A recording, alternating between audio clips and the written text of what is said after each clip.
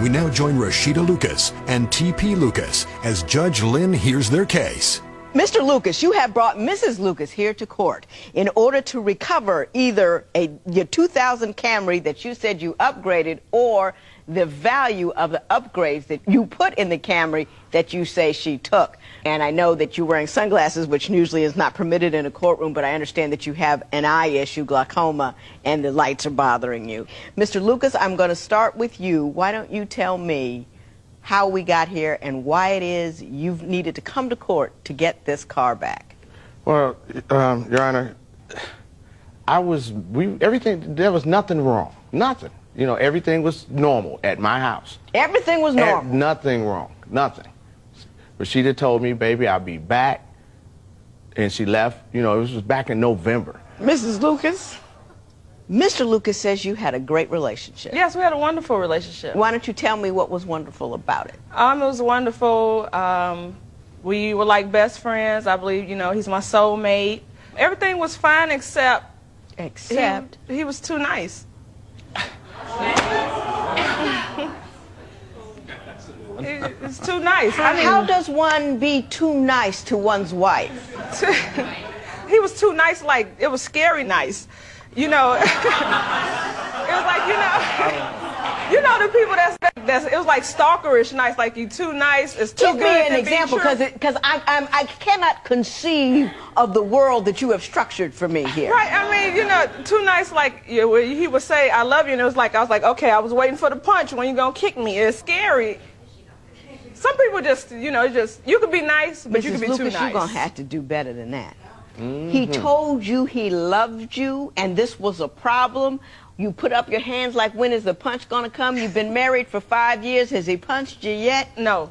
No, he's a wonderful man. He doesn't punch you. He's a wonderful man. Yes, I'm just not used So to the that. I love you is too much for you. It's not too much, but you don't have to tell me like twice a week.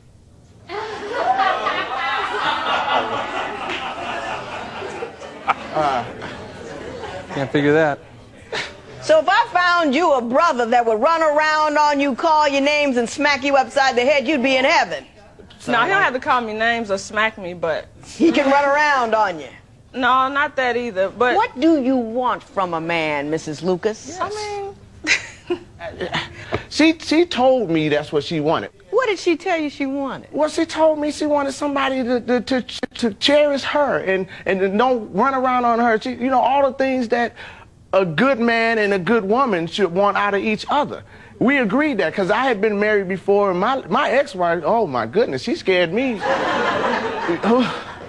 If I ever did it again, it was going to be better than any other marriage, and I made the promise for keeps. It wasn't to be playing around, you know, and if nothing's wrong, where are you going? You know, there are women that would pull her head off her neck for a guy like me.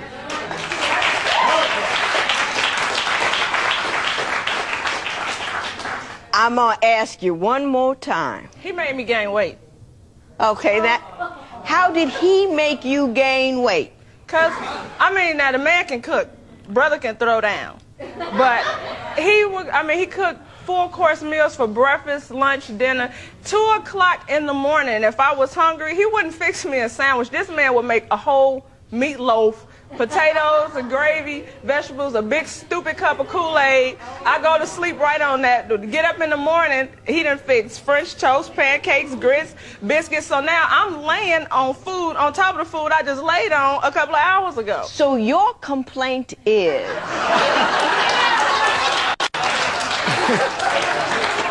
that this man cooked too often and too well, and he made me gain weight.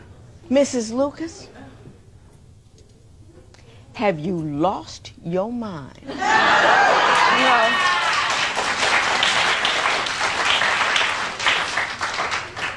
I have women coming in here whose men are leaving them because they got too heavy. You got heavy based on his...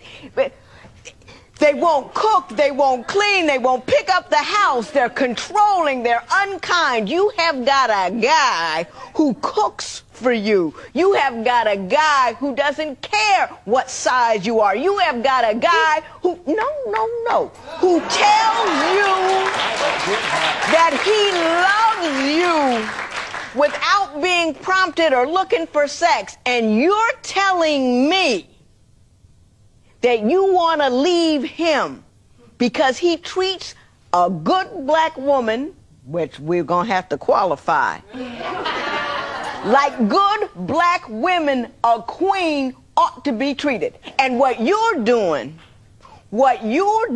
is taking I am a self-centered individual. And I don't appreciate what a man has brought to my table. So I'm going to make up some stupid reason to say what it is stupid.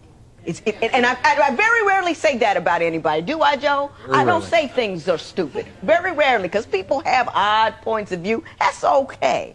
But that's stupid. You need to grow up, Mrs. Lucas.